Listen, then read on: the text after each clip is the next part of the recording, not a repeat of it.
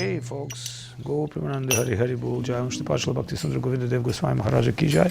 Om Vishnu Pachla Bhakti Rakshidhar Dev Goswami Maharaja Ki Jai. Shri Rupanu Guru Varga Ki Jai. Harinam Sankirtan Ki Jai. Go Primananda Hari Hari Bol. So we'll speak in English today because we have some guests. So we'll speak in English today because we have some honorable guests here. And it's good to speak in English because it's an international language.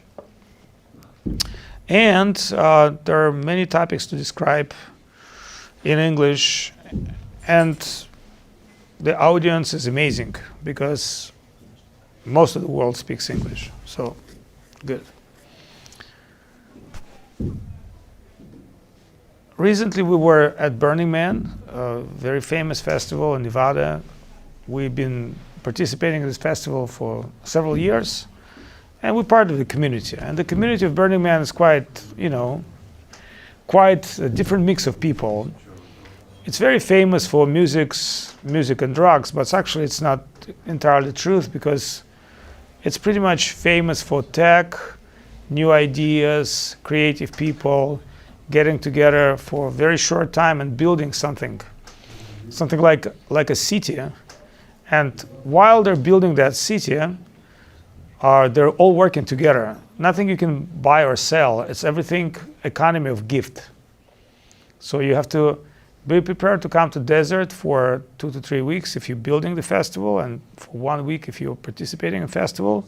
You have to bring with you water, food, everything, and after that it has to be all clean. The nature has to be perfect, and the giant structures that will be built by great artists will be burned.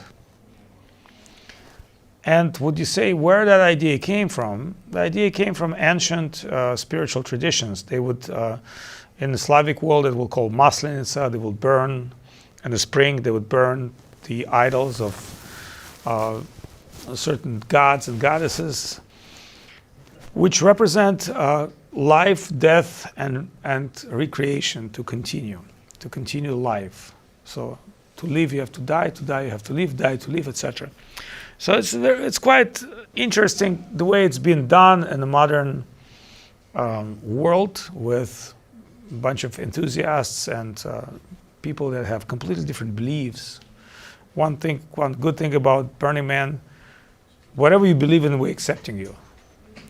Even you're the most whimsical believer, we still accept you as long as you're stay in your ranks and respect us, we respect you, which is very good actually. It's a great community approach. There's no intolerance, but at the same time, what does that really mean is that it gives an opportunity to different ideas to reveal themselves and different concepts. And so I came to Burning Man with a number of friends. We were doing elephant camp. Philip came here a couple of weeks back. He was waiting for me, but I was stuck in India. And Philip was the guy who really protect elephants, and he's right now somewhere in Sri Lanka. And he told me, hey, Swami, let's join elephant camp. Wild nature, the people that love nature and environment will join with the spiritual people, and we work together. It was fun, a lot of good work. And part of that collaboration was that we will feature spiritual content. We also show the exhibition about elephants so people can join the camp and see the dome, and they see the spiritual things, and they also, relate, associate. And it was a lot of fun, a lot of work. And I came with a team from our Los Angeles Dome Command and Wisdom, so fired up guys know how to build domes in desert. It's not the first time, not the last time. Very quick, build beautiful domes. And then one of my friends, his name Vitaly, he's a paratrooper. He jumped about 600 times with parachute, and most of them was without parachute, with a flying suit. He's also our cameraman. He's a crew member, and incredible helicopter pilot, drone pilot, a parachute trooper, and he actually jumped during Burning Man. Previous years from parachute, they're also allowed to jump, but he came to film. And I told him, let's make a film about Burning Man, but let's show the crazy stuff which is going on to create nice environment about festival, but let's show really what people are inspiring for. And there are a few things people are inspiring for. It's number one, giving culture. Everybody's serving each other. When you come to Burning Man, they embrace you. They tell you, welcome home. They want to make you feel at home. You can't buy stuff. Whatever they're giving away, water, drugs, fruits, food, has to be free, giving with a great heart. So technically, you're walking to every camp, and people try to, share with you a cup of tea or a joint or whatever they like. And most of them have like numerous bars and things, but I never see like really drunk people at Burning Man. And this time we came to Burning Man, it was, very big task to set up dome, but we discovered also our friend Andrew Jones, artist. He came with wife and 3 kids, 3 small kids. Just imagine coming to the desert with wife and 3 small kids. So we have to go and volunteer help him to build a whole camp. So 3 of us came, and he was super happy because, big sun, wind, and wife and kids coming to the next car. So we had to build up everything before they coming to receive. It's very difficult to hang up with kids. Babies at the desert of Nevada. But because he's an old-time burner, and many people bringing their children, they want their children to be part of community from very early age. It was a great experience for his family, and it was a great experience for us to help a friend. And while we built, we exchanged different gifts. I gave him Rudraksha, the Mercury. He gave me a bunch of his art, and we had an incredible interview. We spoke about things. Well, what really excited me is I said to my friend Vitaly, let's film this whole thing. Let's film it. What is Burning Man? What is going on in different camps? Let's film as much as we can. Let's try to highlight spiritual moments, the moments that we're here for. So Vitaly started with one artist girl, start filming the film about Burning Man, went to one camp, another camp, and he's just about finished soon. I'm coming to US next week, and probably we're going to be working on finishing this film. But it was very interesting. What we discovered at Burning Man is kirtans. Besides crazy music and dance, in pretty much all day time in different camps, you hear some conscious spiritual talks and kirtans. And we're not talking right now about quality of kirtans, the quality of spiritual talks, because they're different kirtan, they're different spiritual talk. But what I was really amazed by is this alternative culture of kirtan, which is known in India for thousands and thousands of years, but been re-evoked by Chaitanya Mahaprabhu in Bengal and later taken all over the India, is going on at the Burning Man. And I was very impressed that people getting together, they're chanting together, they're singing together, they're praying together. And to me, that was like the best discovery. The kirtan movement is going on. It's actually not going on so much by Hare Krishnas, because there used to be a camp, Hare Krishna camp on Burning Man, and they used to distribute prasadam food, which was amazing. Everybody loves it. Actually, the first Ratha Yatra with the chariot going all over the Burning Man been done by Hare Krishna guys at Burning Man. But the guy who built Burning Man camp and did it for many, many years died in an accident. And after him, nobody could pull it, food distribution in desert. He was like an expert. He had many volunteers. He's a great leader, and he unfortunately passed away unexpectedly, and that camp is still vacant. Many people were asking us, oh, you're Hare Krishnas, what about food camp? I said, well, if we have the main power, we'll do it in the future. So what I discovered that is our spiritual idea, it's pretty much belongs to modern society, because Burning Man is about tech, the future of the world, self-sustainability, how we're going to live in the world with, spending less water and doing, better good for the society. And what I discovered, it's natural, like vegetarianism, become a natural vibe in Burning Man. Like I would think 90% of food is vegetarian that gives away. I think a lot of it. I don't know, but most camps where we were, people would always offer us vegetarian food. That's wonderful. So vegetarianism become a big part of subculture, but what we are giving is type of vegetarian food is prasadam, spiritual food, the offer from the heart to Supreme, to Krishna, and then we're sharing that. So that has also energy of our spiritual love. Then kirtan and music. Of course, people can't live without music, and any tribal or modern culture has all kind of music. I saw once a bunch of Arabs in Saudi Arabia with their instruments singing Beatles songs, no women, no cry. It was like so funny to see like a bunch of fat kind of Arab chic with a like Islamic dress, like singing the Beatles song, no women, no cry. And a lot of them have many women, as you know. So, but for some reason, that song penetrated their heart. You would think like, if you have endless opportunity, endless money, endless wives, endless children, you'd be the most happy man. But here you are, you've got a bunch of guys in a big tent in the desert with musical instruments, and you can understand they're not professional musicians. They just play for fun, and they're singing the Beatles song, no women, no crying. And their wife is like, okay, wait till you come back. So what was you singing? No, it was just a joke. It was just friends. It was just boys getting together with a bunch of camels and, you know, little guitars, mandolinas, and singing no women, no cry.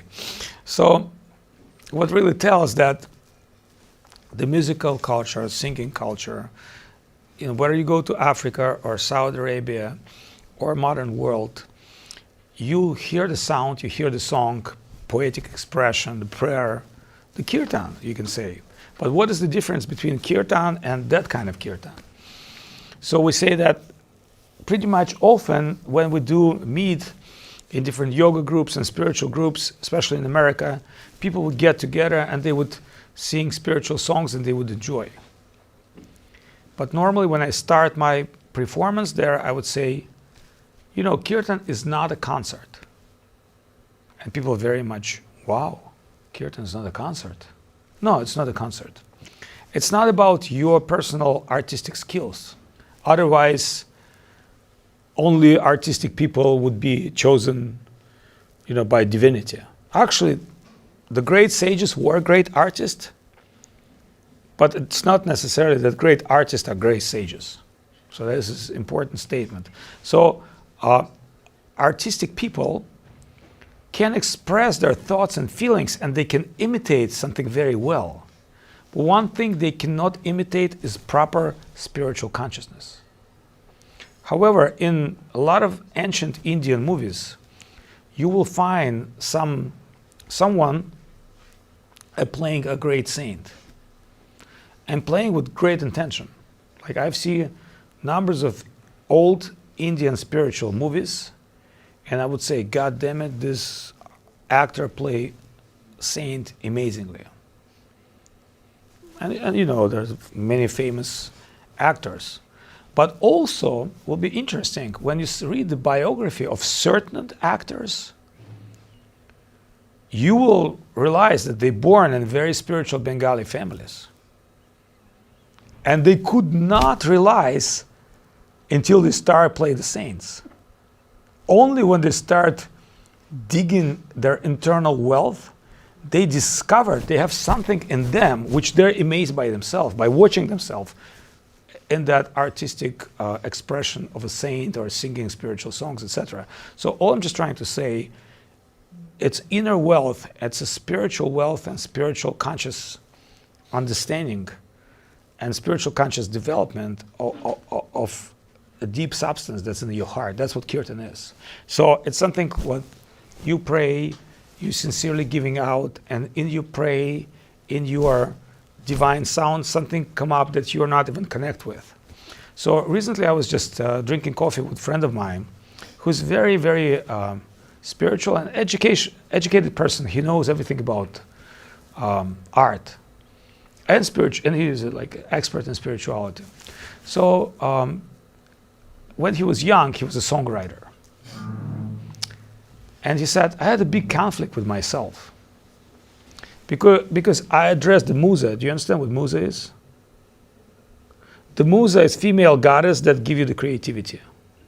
So what ancient Greeks are believed, and ancient certain cultures, as Indians or Egyptians, they did not believe that you can create something. What they believed is that you can approach a beings from higher level, the gods and goddesses, and they will grant you with a song and poetry.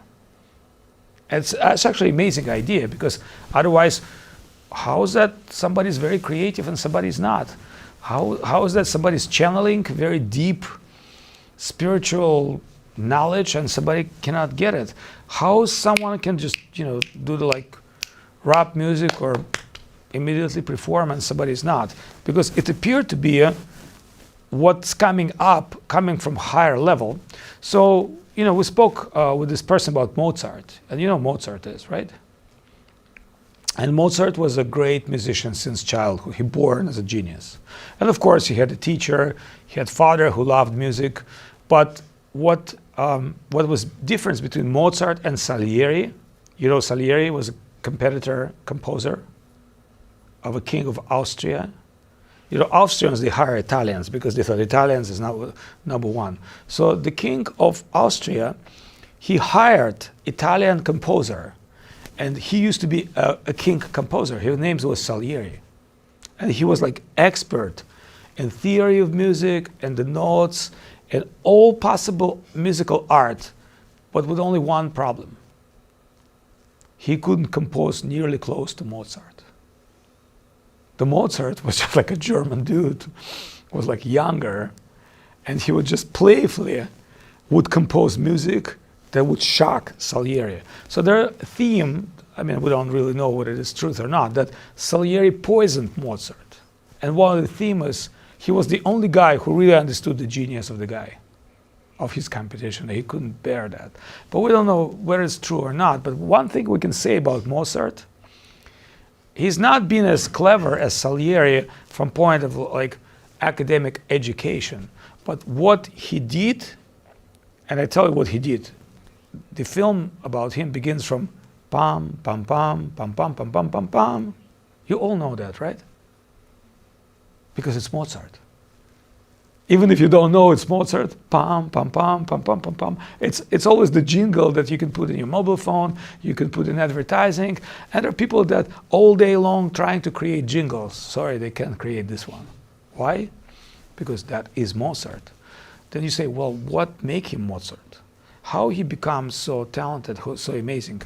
And one of the theory we have from the Vedas, sometimes these great beings that call Gandharvas that live in a musical plane, there's a musical plane of consciousness where everything is music. They take birth as humans sometimes, and they become humans among humans, but still, because they're naturally born artists, like one of our artists, we just had a meeting today, his name Kataro, he's one of those. Like when you see him, you immediately understand. It's quite interesting. In him, you'll see female, you see male, and he himself, even he say like, I don't know who I am. And it's not about gender change. You'll see in him like female beauty, male beauty, and when he starts working art, just everything comes out of him is so beautiful. Like you see the dome images, that's him.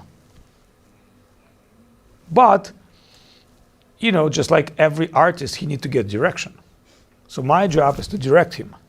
Okay, this world look like this world look like this world has this color, that color. But really, he's somebody who's naturally very easy, in a very short time, will come up with you with a beautiful concept. And you say, like, normal artist will take like 10 people and 6 months to do something like that. It take him like a couple of days. Why?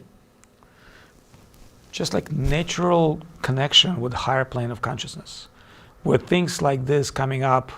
So yogis, they say, when you have different levels of prana, and different levels of prana are connect with different planes of consciousness, like for instance, where your udana prana, which exists here, is fully developed, you can become a singer. So there's even pranayama and certain sadhana for Indian singer,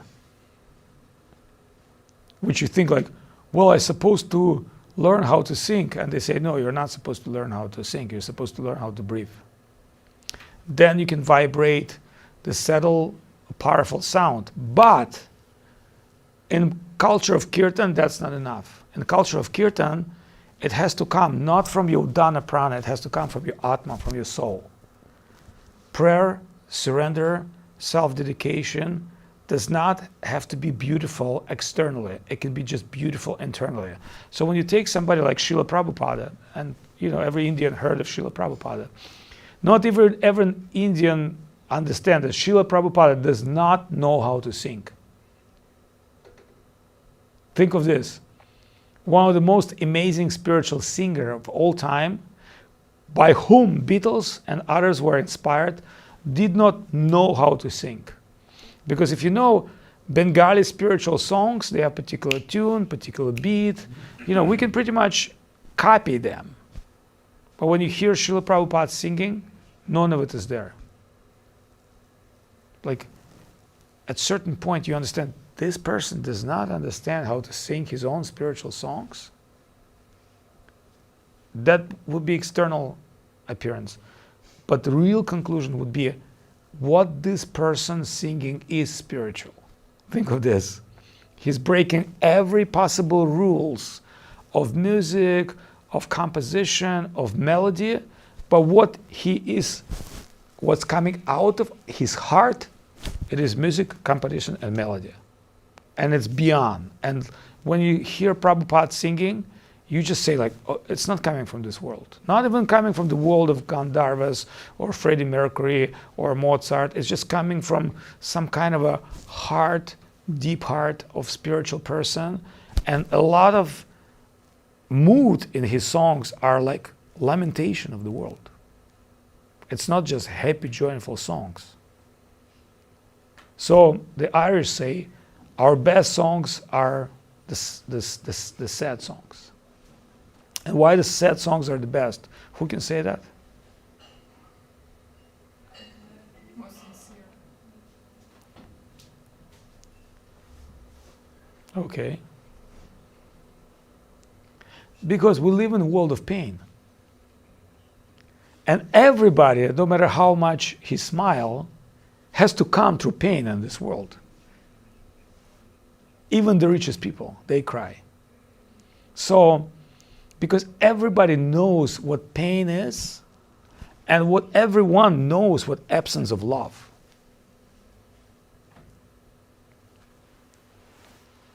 If you're on deep level, I'm not saying about superficial hugging love, or I love the flowers, I love the wheat, I love this, I love that. Yeah, that's kind of external mood. We have to love everyone and everybody. But even if you really deeply look at every person, then you can say in his inner heart, he had to go through pain of absence of love, pain of separation. Therefore, songs which are described pain of separation, absence of love, they're connecting with people. And one of the songs, you know what the song is?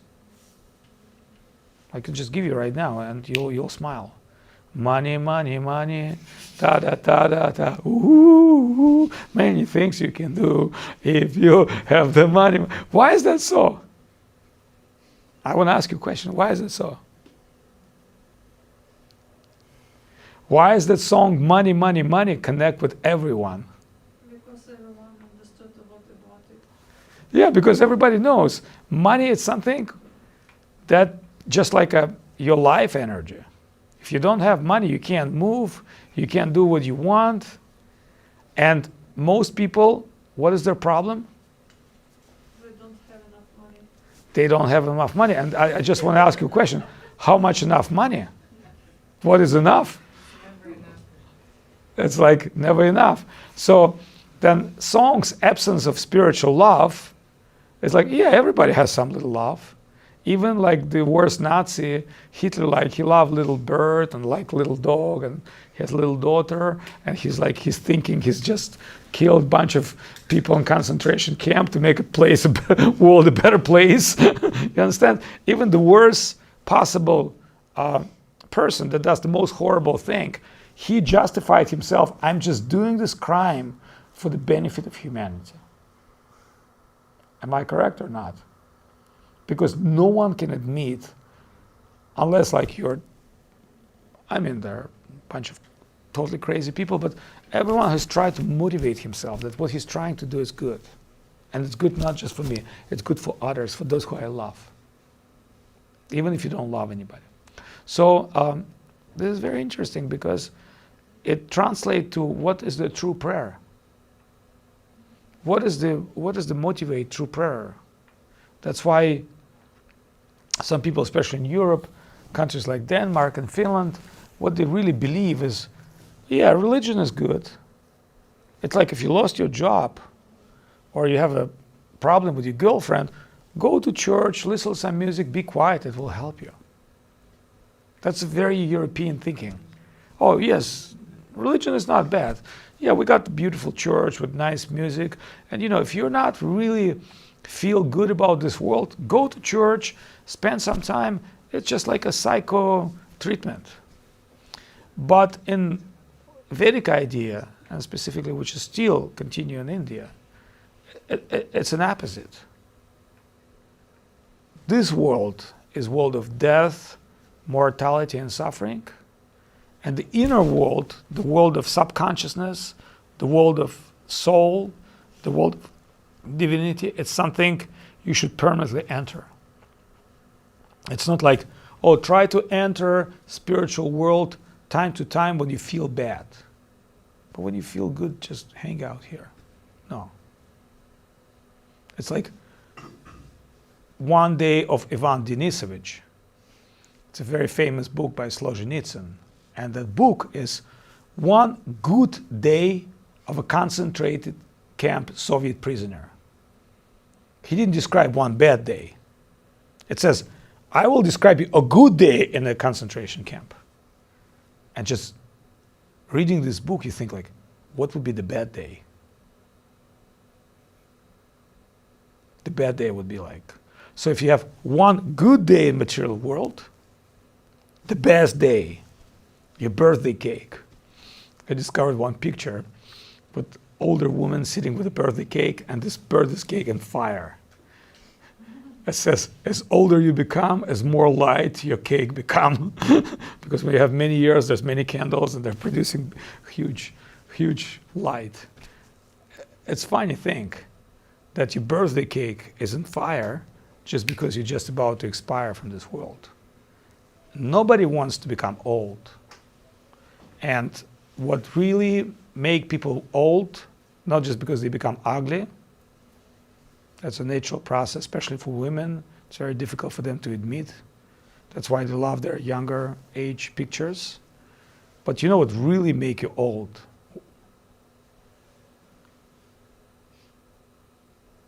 What do you think really, how do old people feel? No vitality, no energy, no taste for things that used to be very tasty. Not ability to move the way you used to move. Not possible to digest, think you used to digest like this. Which means it limits all your potential. That's what old age is. And you know what is like the worst part of old age? Which really people are afraid? And what indicate they're really going to expire soon? Is loss of memory. Like, do I know you?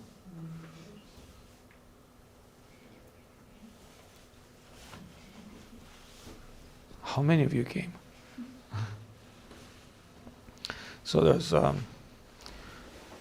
certain people, they even shake hands with the air. Like, hi.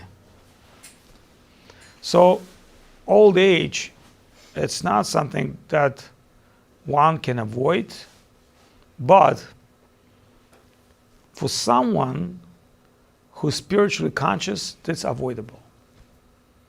So if you're spiritually conscious, it doesn't mean that you will look very young. Although you look at Bhakti Lalita, she doesn't look like 50. She's like my age. She's like a couple of years younger. But if you look at her, she look like, maybe 20, 30 years younger than me. She doesn't have like black spots under her eyes. And of course, women naturally, they remain longer than men. It's their gift and nature. But you can say that that's not what is about her. She's got some kind of an energy, something internally she developed that make her feel young, feel younger. And when we used to meet with our Gurudev, he would never really, although he was an old person, he would not appear like an old person. He wasn't the person who understands everything about internet or technology, but when you would share with him, you feel some incredible spiritual energy coming from his heart. So when we say about kirtan, Bhasa Thai. English. Very good. You're trying to translate my lecture into Thai or English? Це на англійській. Okay, very good. Anyway, so that was the beginning of our conversation. Music is different from kirtan.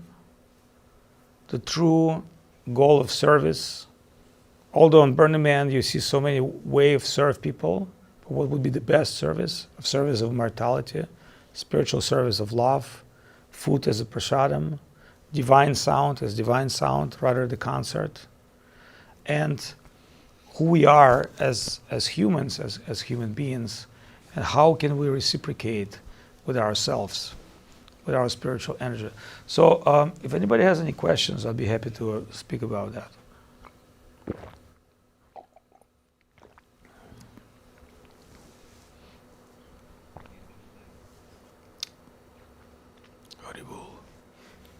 Any viewers have any questions?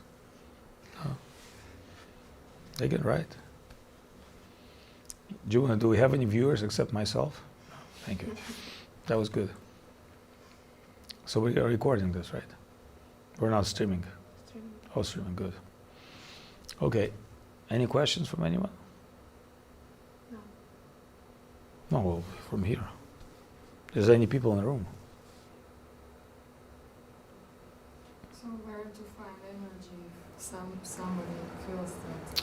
Yeah, that's a very good question. Where do you get energy? Energy comes from energy, obviously, energy source. You have to find out plug. Srila Govinda Maharaj used to say, our guru, he said, I'm getting spiritual energy for newcomers, from their enthusiasm. When you meet somebody with an opened up heart, and you see enthusiasm, it's normally happens when people just about to join spiritual life. And you hear their sincere questions, something within you awakes to answer the spiritual things in your heart. So that's very important to get enthusiasm for those who has enthusiasm. And they say appetite comes during the eat. So when you do eat, then you have enthusiasm while you're eating.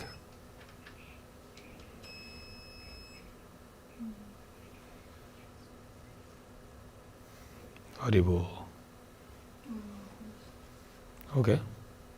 Yesterday you talk about like punishment from God for some mistakes, but you like say that Krishna not pay attention to material mistakes, but how to.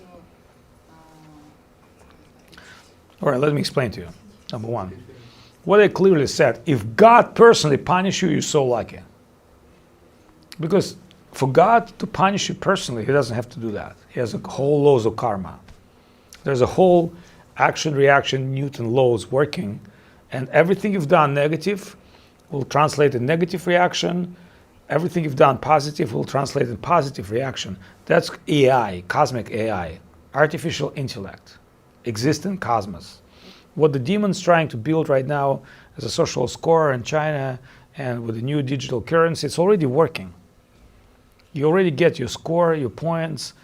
You've been constantly watched. It says Om Tat Vishnu Paramam Padam Sada Pashyanti Surayo. You cannot escape laws of karma. So if you do bad things, you'll get automatic reactions. But when it comes to devotee of Krishna, a saint, of great devotee of Krishna, if he get adjusted by Krishna himself or his other devotees, that's the sign of great mercy. remember, what God can do the best is be indifferent to everyone. Why Krishna is indifferent? Why God's indifferent to everyone? Do you know why? He grants you complete freedom. You can do whatever you want. And He's indifferent to you. So when He starts entering to your life personally, as a source of belief or a source of punishment and suffering, is when He sees you're ready to accept something. So that is the greatest mercy of Krishna. So if Krishna is punishing somebody or blessing somebody, it's equal.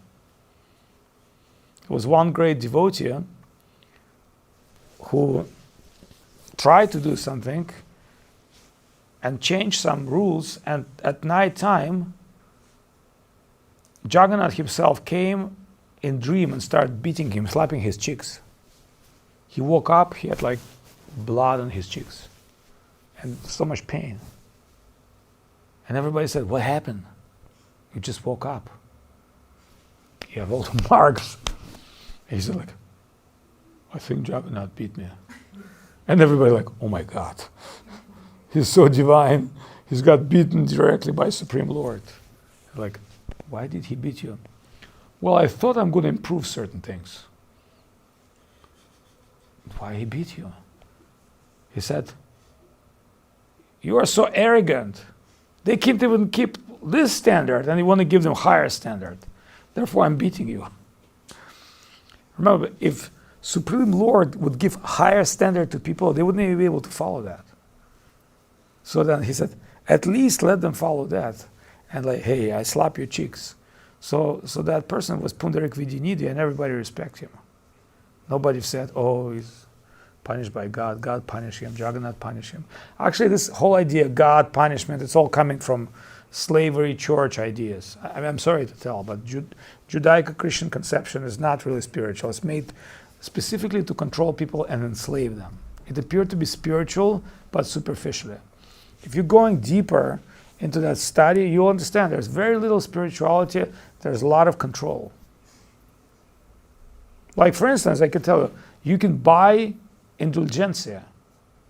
You can buy relief from your sins. It sounds to be like a good idea. Am I correct or not, right? If I do something wrong, I go pay fine, and I'm free again. Does it sound good or not? But in true spirituality, such idea exists or not? Yes, it does exist.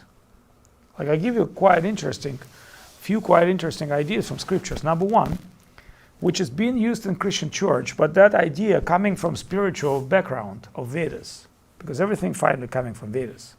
Even some stories that Bible has about big flood and the Noah of ships all come from Vedas. It's just being more clear and more refined. So one of the spiritual ideas that you can be free from sin while you're dying. You're supposed to confess. Is that a spiritual idea? Yes, it is. In Vedas it says, if somebody before he died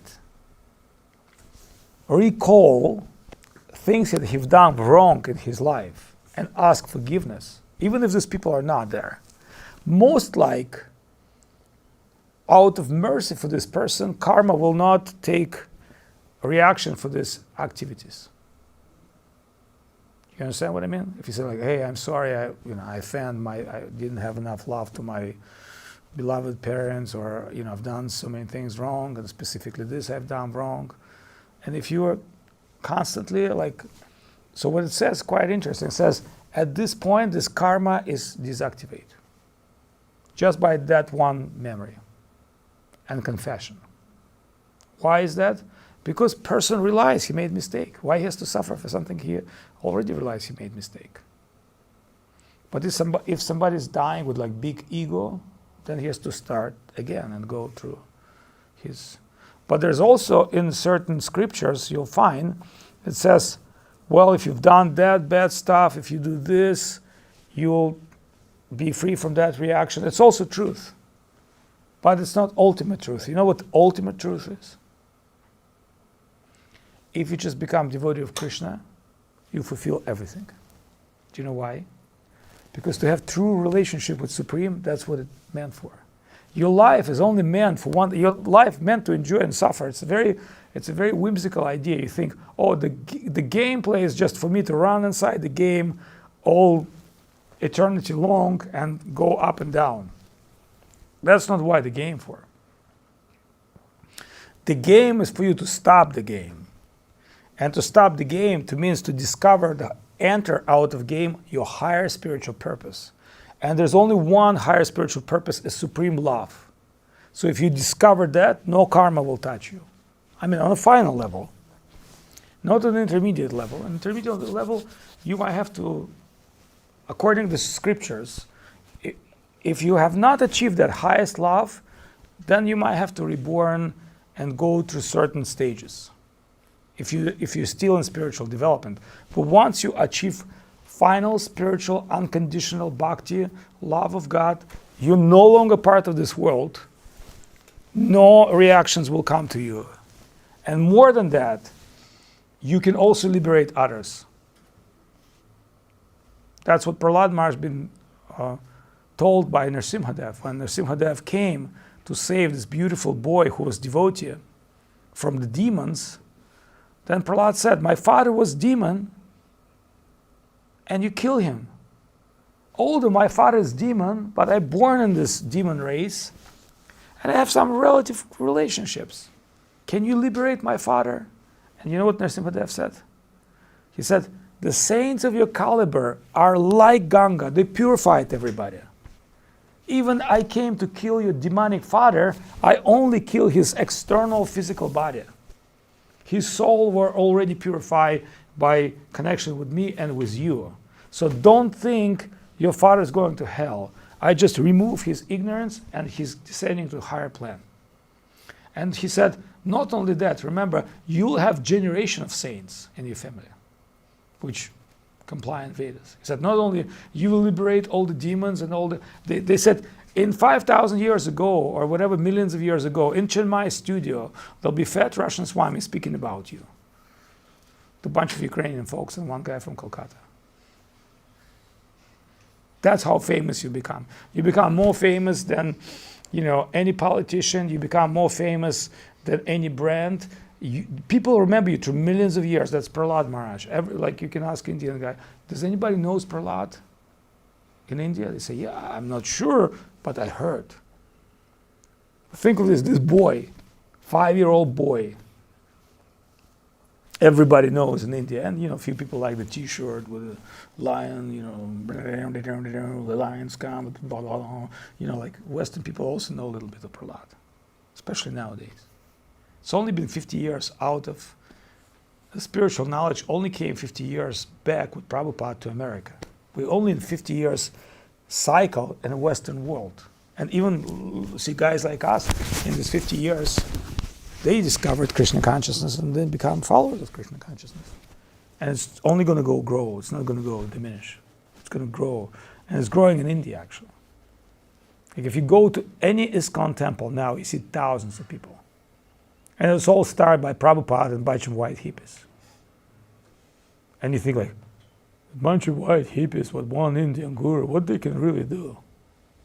Go to any ISKCON temple and you see like thousands of people, PhD, educated, they come to serve, they try to do something, a cow protection program, this, that. You'll get like mainstream people participating in kirtan. And 40 years ago or 50 years ago in Tompkins Square Park, where a bunch of, punks and hippies and drug addicts hang out together with Prabhupada, and Prabhupada singing Hare Krishna Maha Mantra under a tree, and Allen Ginsberg coming to discover, and he understood this is the real Swami. This is the real deal. The guy in the park is real. And Allen Ginsberg is #1 beatnik poet, and he's a friend of Kennedy and Kennedy's girlfriend, Marilyn Monroe. And Allen Ginsberg make a phone call to President of the United States. You know what his phone call was about? Like Kennedy, the guy with like cigar and one of the most beautiful, sexy women of, you can say, all time in America. Like, he's an enjoyer. wealthy family, a big politician. He receiving call from Allen Ginsberg, and Allen Ginsberg, because he's respecting the alternative poetry guy, Allen Ginsberg said, John, I think the Swami is real. What are you talking about? I think the Swami is real. He needs a green card. Can you do something? And he looked like in the middle of the earth. Of course, I called my secretary. He said, well, there's an Indian monk. You can take care of his papers. So just think of this, like U.S. government preparing paper from a monk who came with $14 in his pocket. Chanting Hare Krishna in New York. So recently, I was 2 times in New York, because New York's my town. I kind of grew up there. In my mature spiritual age. So I'm in New York with one Chinese girl. She's a producer, very young, very aggressive, active. She's trying always to do something. And with her friend who's older than me, in his 70s. He's kind of like alternative media guy. And he used to run political campaign of White House, but end up of just stop with bullshit. He's doing like a blogging. And he's just telling me like, hey, you know what? I knew Prabhupada. I lived with Allen Ginsberg. He's a great guy from New York, from media. And I said, so what was the idea of Allen Ginsberg? And you know what he said? It's quite interesting. And I will rephrase in my own words, because it was a long conversation. He said, you know, Allen was an incredible guy who really could appreciate the past. He knew the history, he knew the art, he knew philosophy. But he also could understand how this whole knowledge and wisdom impact today. But his true message was, try to figure out what is the future. Like, he knew everything which leads society to what we are, but he also was like the person who say, hey, you know, this Swami is the future. This Hare Krishna mantra is the future. This whole philosophy is the future. How is that possible that one guy who's a gay, beatnik, poet, not a vegetarian, maybe, completely. You know, you can say all kind of materialist enjoyment from one point of view could figure out this is the true spiritual master. He has incredible message for the future of humanity. And I saw him under the tree. It's just like Jesus Christ. If you meet Jesus Christ, would you think you really recognize the guy's, the guy's the future? No, you will not. There was a bunch of other people at that time. Only fortunate soul can realize that. So, Rupe Brahmanya Brahmate Kon, Bhagavan Jiv, Guru Krishna Prashadi Bhai Bhakti Latabish, after so many births of discovering that spiritual fortune, that will make you recognize that. That would make people run into Prabhupada. And think of this, another story. Prabhupada sent some of his disciples to London. Where did they go to? They went to Beatles. Who donate #1 biggest British temple? George Harrison. It's called Bhaktivedanta Manor. George Harrison, when he made tons of money and become a very famous person, he wrote the song, My Sweet Lord. You know he's stolen that song from 1950s. The melody is not his. But he's just add words, My Sweet Lord. So they sue him. Oh, you've stolen the melody. And he paid him something because he wasn't care. But he just improved the melody because it was not about Krishna. So he said, well, that song is so good, but it has no meaning.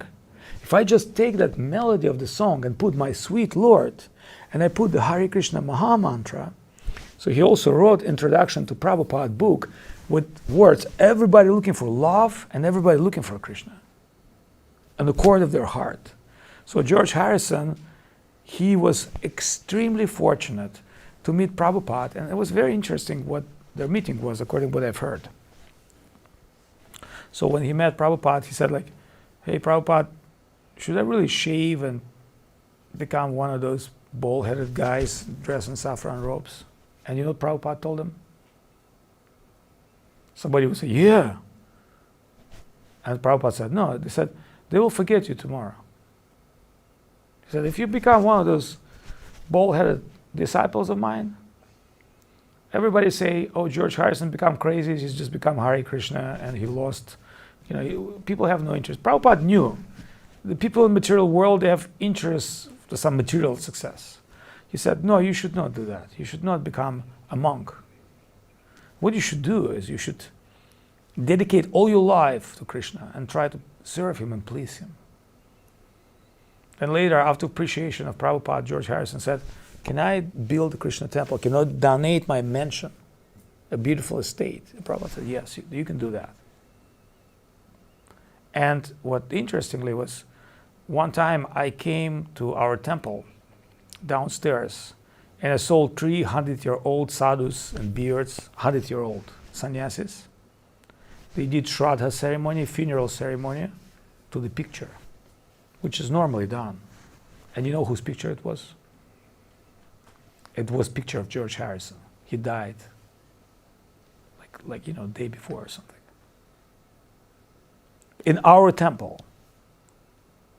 And I was impressed because these Bengali people, they don't know what Beatles is.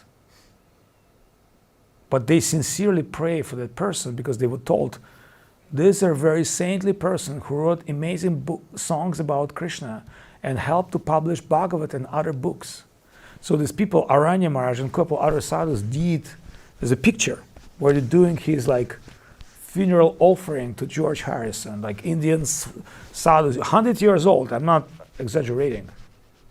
100 years old, he lived, he passed away something like 101 or 102 years old. Old beer, almost blind, really old saintly sadhus in Navadvip. Appreciate. Think of this. That's what your life would be. If you dedicate your life to Krishna, somebody you can't even expect will pray for you. So when George Harrison was dying, he was dying from cancer. And in Los Angeles, we were speaking about, making a whole musical show about Beatles and stuff and domes and things. And so some people came who knew him. And they said, at the time of his death, he just asked one thing. He said, I want to hear the holy name. He was very weak. He had devotees coming to him and they chant. So one time I was in California in our ashram and they told me, this person, one devotee, he's in the hospital. He has liver cancer. He's a very old, very nice devotee. And he worked all his life in professional field of art and blah, blah, blah, music maybe, engineer or something. I knew him, I never were a close friend with him, but they said, devotees visit and they ask doctor, how's he doing? And you know what doctor said? He said, I'm afraid with this kind of thing, he's not going to make it more than a week. So they told me, he's not going to make it more than a week. And some group of devotees will come to see him, but he'll really be happy to see the Swami. And I said, of course. But I said, I don't know him that close. But, I'll be happy to see him. So think of this. You are coming to see somebody who's supposed to die. And the priest is coming, my son, Jesus Christ bless you, please take that little, substance in your mouth. And no, it wasn't like that. When I came, he was super happy to see me. He was caught after operation, but he knew he's not going to make it. And I came to inquire him. And he told me the funniest, the coolest spiritual stories of his life. And for that moment, of just knowing he's going to die. And that was maybe an hour. With a bunch of other devotees, he was goofing, he was smiling, he was very, very weak. He's talking about cool things which they had with Prabhupada, with devotees. Remember how that guy jumped here, or we were on a train, or we were on a bus, and in that 1 hour he told his whole life story. And at the end of this, he was smiling. He said, I guess you guys have to go, but I think I have to go too soon. He was so much appreciating his life with devotees and spiritual thing. He said, like, I guess, guys, the hospital closed. You should go. He said, don't worry, I have to go soon too. Like, I see you outer life. And I told him, like, thank you for like this lesson. Because that's what really matters. Like, if you live all this life and you ending this life with this attitude, that means you've got something real. So I was so much purified, and all devotees were incredibly happy, and they said, oh, thank you, Maharaj, you set up good theme. I said, no, it's not me. I said, it's Krishna show us through this devotee. If you dedicate yourself to Krishna, and if you have substantial spiritual life, that will be your end with smile. He was actually sorry about us. He made joke of us, make fun of us. He's fine, he's going. He's done the best he could in this life, right? Because none of it you can take with you, and money or fame. So he was like, hey, talking about spiritual things, sharing, and finally realizing how happy was his life and how fortunate he was. And that's end of our story today. So if we can get something real in this life, then we can get that real treasure to our next life, and we'll be able to appreciate. And that's how you appreciate. You exchange and you talk to people. And so when I was in the Prabhupada Park, Tom Skrenken Park, there's a famous Prabhupada tree under which you start. There's a little plaque. But because I was making like a little movie with my iPhone, I started asking people, like, do you know where Prabhupada tree?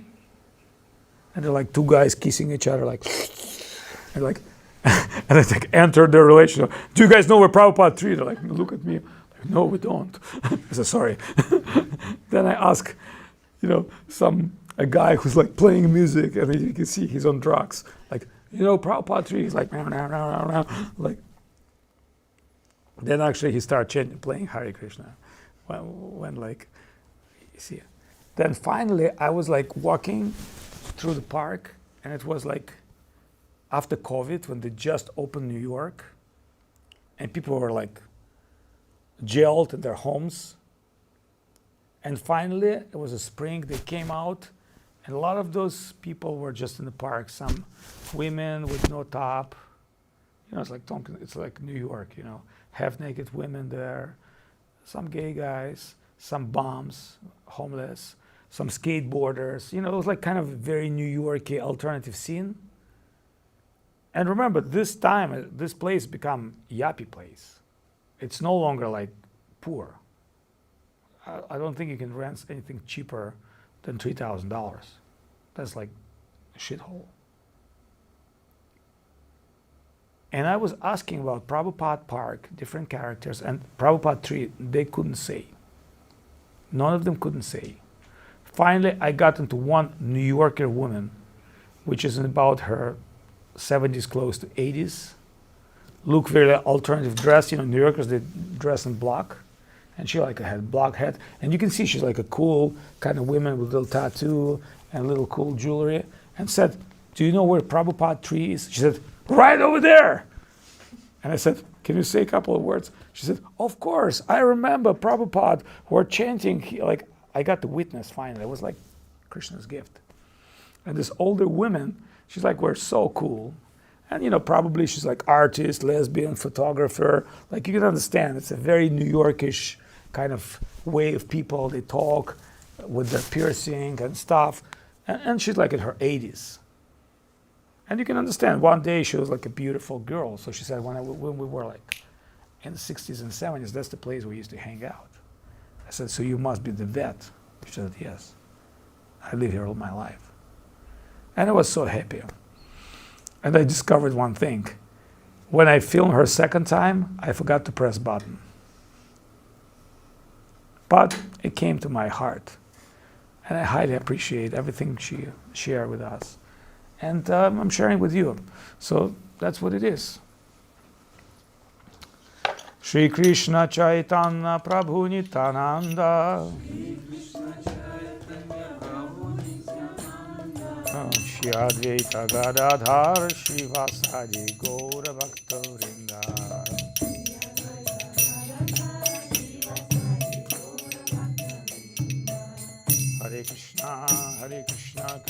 Krishna, Hare Hare,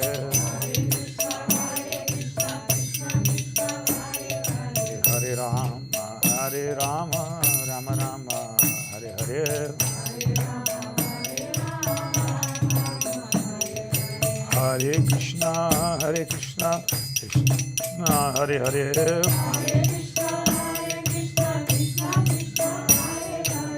Hare Rama, Rama Rama, Hare Hare, Hare Krishna, Krishna Krishna, Hare Hare, Hare Rama, Rama Rama, Hare Hare, Hare Krishna, Krishna Krishna, Hare Hare,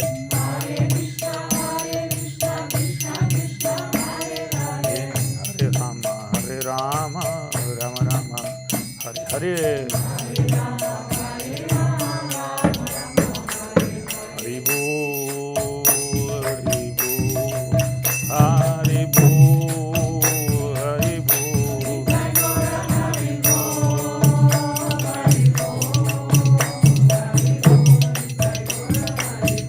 Nitai Gora Hari Bol, Hari Bol, Hari Bol, Hari Bol.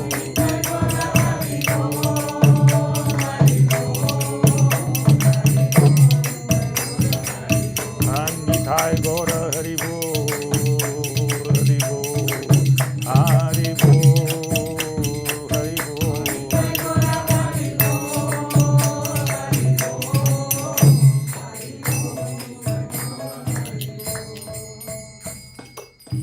Go Premanande, Hari Hari Bol. Jai Shri Bhakti Sandra Govinda Dev Goswami Maharaj ki jai. Shri Bhakti Chakshi Dev Goswami Maharaj ki jai. Shri Rupanand Guru Varga ki jai. Go Premanande. Shri Bhakti Bimal Maharaj ki jai. Today we have not many guests, but